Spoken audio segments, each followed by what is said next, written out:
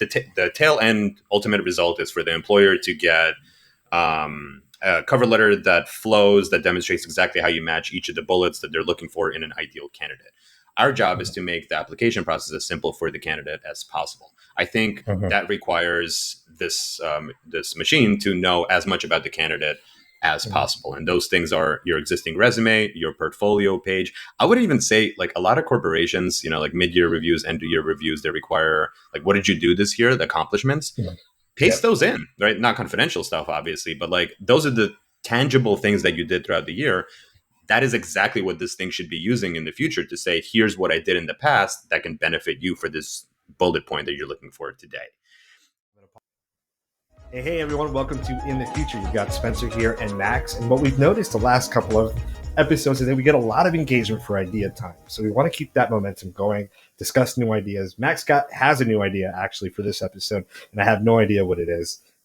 He's going to surprise me, and we're going to explore this together. So Max, why don't you go ahead and introduce your idea and anything else you want to add here?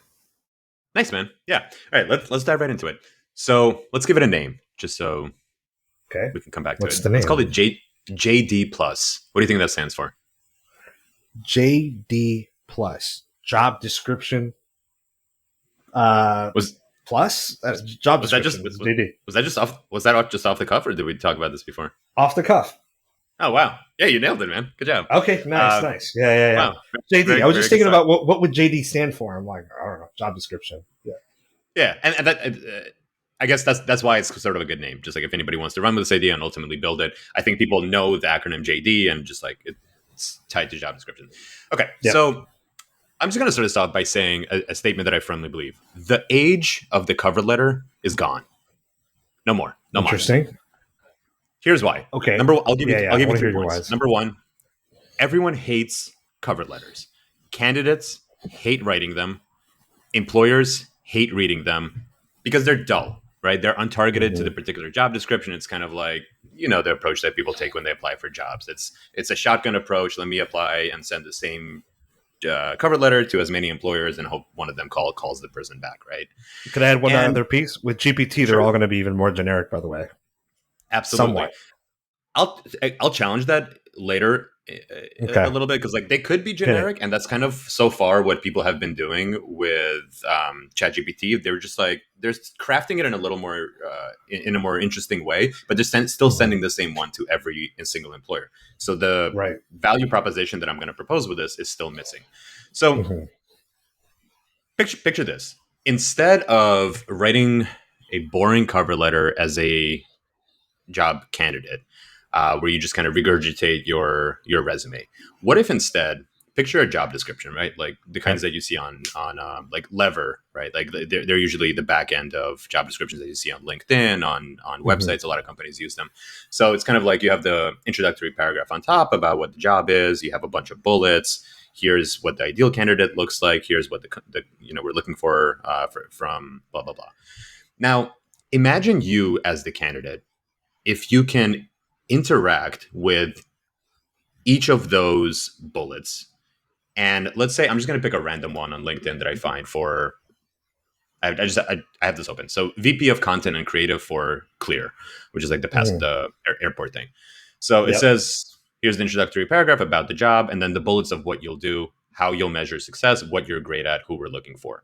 Imagine in the what you'll do, it says storytelling expertise. Pair story concepts with a vision for bringing them to life through custom content rooted in the Clear brand's equity. Me having actually this background of like, director of content and creative, I would look at this storytelling expertise bullet, click on it, it becomes interactive. And I could actually say how in my experience, I demonstrated exactly what they're looking for, how I was able to pair story concepts and then an executional vision of how to bring them to life.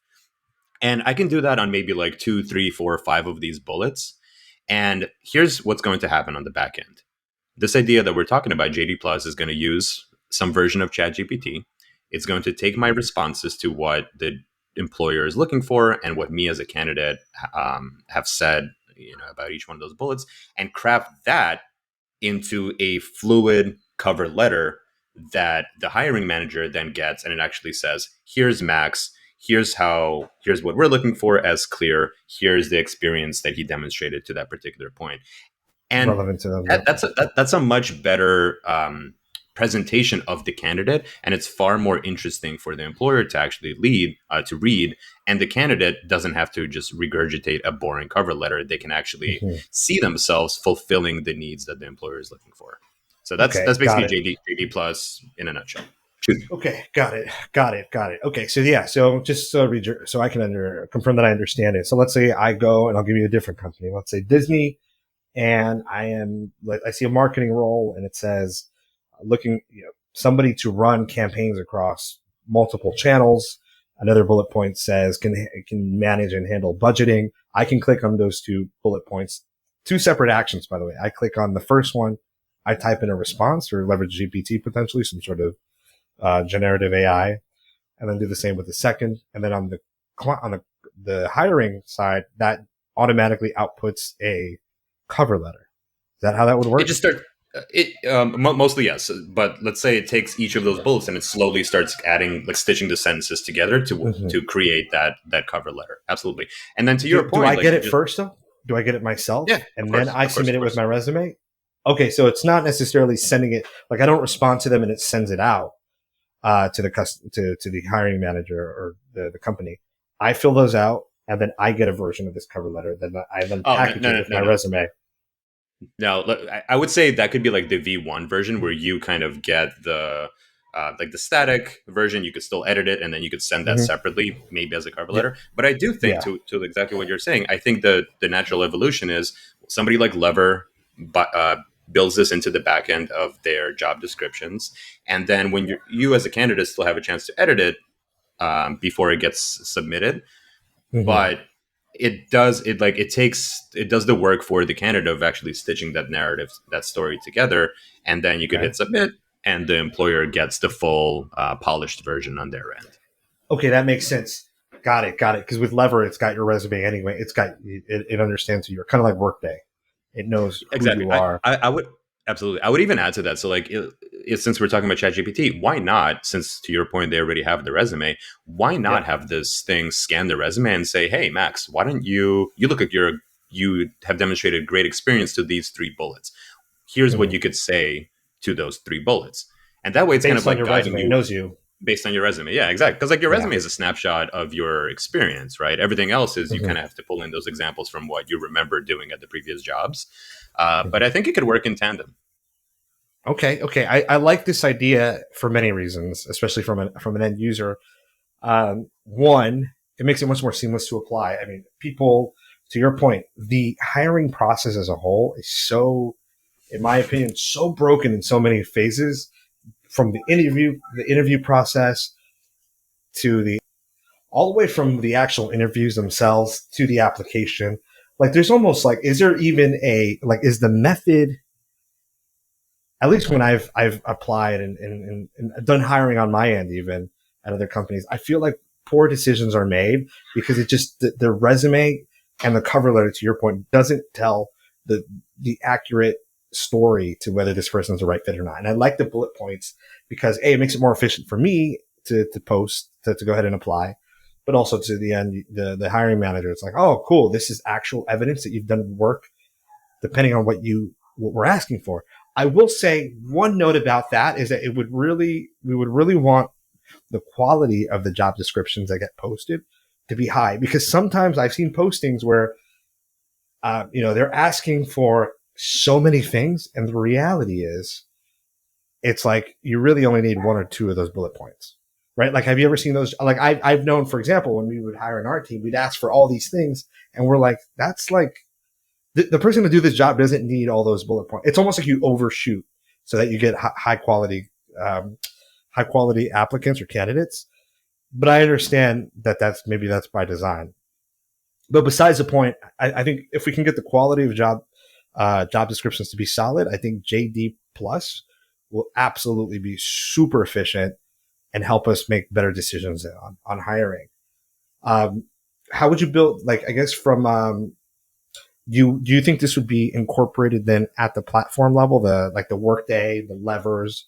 People who don't know what that is, those are like job job listing kind of platforms or employee platforms, HR platforms? Or can this be, or could JD Plus be some sort of extension, at least for that phase one, the static version of it? Mhm. Yeah, lots of good points. Let me hold that thought. Let me back up a little bit Yeah. because I think there's a very important stat here. So just okay. So going back 3 questions. Yeah. Yeah. I have like a short summary here of where I think the benefit of this is. So Okay. interactive job description, JD plus idea. Bullet 1. Tap and reply directly to specific bullets in the JD with quick examples of how you provide value or how your experience matches that requirement. Right. So like Mm-hmm. it fills both. Like it answers Mm-hmm. the employer's question of, hey, we need this person for this, and it clearly shows how you demonstrate and you're a good fit for that.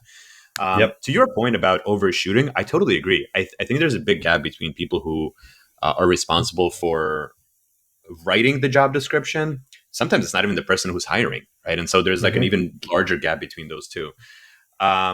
What I have noticed, and there's data behind this if people want to look into it. A lot of companies have now started saying, even if you don't feel that you match the criteria 100%, you should still apply. They say that Yeah. because historically, what companies are realizing is that men, on average, apply even if they fit like 70-60% of the job description, whereas Have you done women, that? of course, because I can I talk my have to. way Okay. into it during the interview, Yeah. right? It's about the personality. It's about pulling the right questions. And women, on the other hand, they will not apply, again, on average, until they're more like the 80-90% fit. And so Yeah. it automatically kind of changes the candidate pool, and it Mm-hmm. skews it much more in favor of men, which is obviously not a good thing. So Interesting. Yeah. I do think there's opportunity to make the experience look better for everyone overall. I also Mm-hmm. don't. I also hope that employers in the future and starting now will start leveraging AI and ChatGPT to craft better job descriptions. Right? It doesn't need to be dry. I've seen some really interesting ones. Use some of those as examples. Teach it how to apply it to the company that you're looking for. My personal my just one personal thing about that. I'd love to see there be, and I understand we're trying to keep a level of, how can I say, professionalism, right? From like an outward appearance, right? I would love to see a lot less fluff though in the job descriptions. I would love to come to like, don't make it, I'm not saying make it just like crude and like unprofessional, but make it direct and concise. And in some ways, make it layman, right? Like just so Yeah. that people, because I think a lot of people read it and they're like, what, over my head, or boring, right? If it's not layman, it's boring because it's just like, oh gee, I don't even know if I want to work here, right? This is just too much. So it'd be It's interesting, to your point, to see job it's descriptions that are a little more optimized, a little more layman, a little more concise. Yeah, I also think that that's just a natural flaw, right? It's expected because if I'm an engineer and I'm hiring other engineers, I'm not going to be a good writer, most likely, Mm-hmm. right? So the Right. job description that has to be written, it might not catch anyone's attention other than maybe like the engineer. I don't know. There's a lot of opportunity there. I also remember years ago there was this company like Loom, the video widget. I do not know. Loom. Oh, definitely look up Loom. So it's basically like Okay. when you go to a website, a little avatar can pop up, Let me where see. like somebody pre-recorded a video, like explaining like here's how our product works. Reach out Screen and blah blah blah. recorder. Yeah. Okay. And so like to my point, I remember talking to this company where they were allowing candidates to add more depth before they get brought in for an interview to just record a short video saying like here's who I am, right? Like add a little bit of personality to the candidate pool, so it's not just a resume that I'm reviewing and now maybe this interactive cover letter. Now I also have like I know what this person sounds like, looks like, behaves like. Or do they have an interesting personality, which matters for a creative or like an on-stage role, right? I think all of these things, to your point, can make the hiring process and the applicant process much easier. Okay, Yeah. now to your unless you were going to say something, I was going to answer your last question. No. I think that just listening. Yeah, it's good. Go. Okay. So to your last question, how do I what was it? How do I see this coming to life? Is that what you're Yeah. saying? Like, is it? Yeah. Is it integrated into like a platform like Lever or Workday? Or like a Or is it widget? its own thing, or is it a Gotcha, widget gotcha, or like an extension or something? Right. As if, like, gotcha. for example, the first version that you mentioned, that could possibly be like a Chrome extension that does the export based on the descriptions. It might not be, Yeah. I don't know, might not be as smart as being on a platform because you don't have your entire profile and resume history and all that. But just kind of a raw, crude first version that, if anybody's listening, that could be kind of like a start. I would even go down. I agree with you, but I would even go down to a more amateurish approach, right? Where it's, if I was trying to build this, I would do this on the candidate's side, right? Make it easier for the candidate to create Mm-hmm. a interesting cover letter. That's step one, Oh, right? just that's it. Uh, Just that, yeah.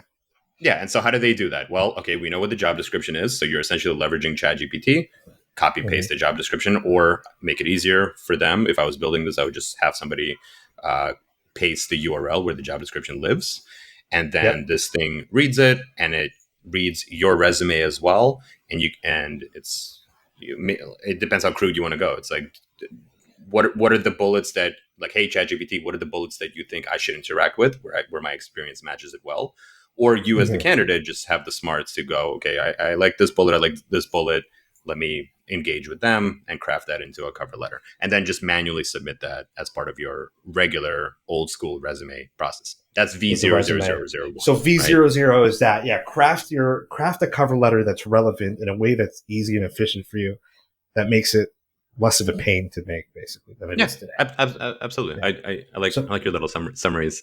yeah, and then V2. So let's say that's our V0. That's like our MVP. That's the first one. How do we elevate that to the next step? Is that the clickable one, the extension, um, where it's like, hey, now you go to the job description. You don't have to copy and paste anything.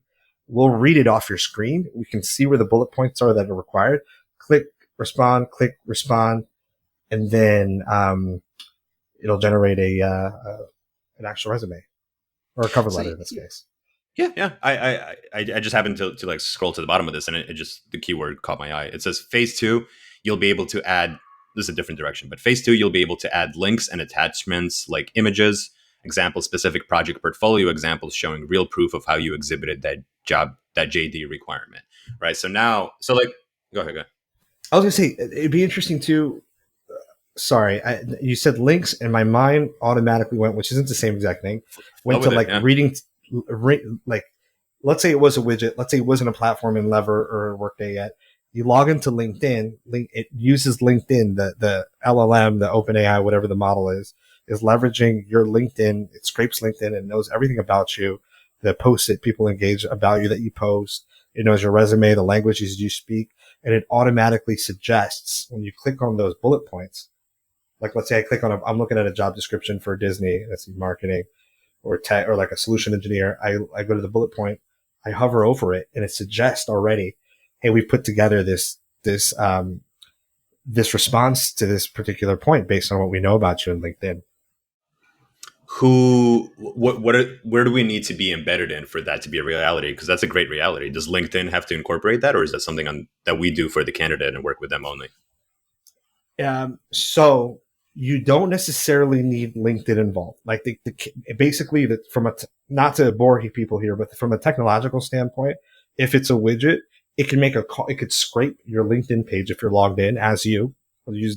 And it'll look at you. It'll look at all the content in there, and it knows it's Spencer, so it only needs to look at Spencer's data, feed that into OpenAI, almost the equivalent behind the scenes of saying, "Hey, GPT," in a prompt, "This is my resume," and then a second prompt where you say, "Give me a description for this bullet point." Like, it's happening, but rather than doing it within the GPT interface, it's happening automatically behind the scenes. Interesting. So that's possible. That can be a reality. You ground it with the piece from your website, and it'll all process. Yeah, and it'll automatically say, "Hey, boom." Maybe it can even do. I mean, this is getting too far, but yeah, it'll read it and say, "We found these bits. We created this talk track or soundbite or response to this bullet point based on what we know about your resume." And it learns from the more you respond to things, it learns more about you. So the more I do, yes, Absolutely. I love very it, and doable. ultimate, yeah, very very doable, Yeah. and also like, so like the goal here is on the tail end. Ultimate result is for the employer to get a cover letter that flows, that demonstrates exactly how you match each of the bullets that they're looking for in an ideal candidate. Our job is to make the application process as simple for the candidate as possible. I think that requires this machine to know as much about the candidate as possible. And those things are your existing resume, your portfolio page. I would even say like a lot of corporations, like mid-year reviews, end-of-year reviews, they require like, what did you do this year? The accomplishments. Paste those in, right? Not confidential stuff, obviously, but like those are the tangible things that you did throughout the year. That is exactly what this thing should be using in the future to say, here's what I did in the past that can benefit you for this bullet point that you're looking for today. You're following? Yeah. I am. I'm just trying to think also. I see the excitement building. I like it. Yeah, because it's very grounded. It's grounded in a lot of reality, but also we have the tools in 2024 to make this possible very quickly as well. So if somebody really could build this, it would help us. I'd also, sorry, not to digress, but one thing I'm going to say, I'd love to also explore in a future episode, rethinking the whole hiring process. Like an idea to, like, it may not be software based, but just maybe it's like a process based idea time where it's like, how do we rethink absolutely the whole like hiring end to end process? But again, not to digress, we can come back to the JD plus. Just bookmark that as a potential future episode. Bookmark. While we're on the topic, I'm just also something to bookmark. I predict in the future that we are going, as a society, are going to move away from having mostly full-time employees and only a fraction being contractors and what are called non-payroll workers. I think it's going to become more flipped. I think that corporations are going to seek talent, and right now, the only reason in my mind that it's not already flipped is because there's a huge concern about confidentiality. And number two, that people who are not embedded in the company, that they might not know the style or the brand tone or like how to write for it, how to build for it, the nuances of how all the pages are structured. I think that technology will help bridge that. And there's much more of a financial reason to have non-payroll workers rather than full-time employees. And maybe from the candidate side, that opens up to maybe I don't just work on one job. Maybe I have two jobs. Maybe I have three. I was exactly thinking. I mean, maybe I just assumed that's where you were going. That's exactly where my mind was. It's like, for example, I may not just work at Disney. I may also work at Hulu. I don't know if they're owned by the same company. Like Disney, Netflix. Yeah. All right. I may work at. Although you probably can't work at competitors. But yeah, like maybe it's two different industries. Like I work in health for this, let's say content writing, but I also work in content writing for Disney. So again, these two different experiences, it still adds up to about 40, 35 hours a week.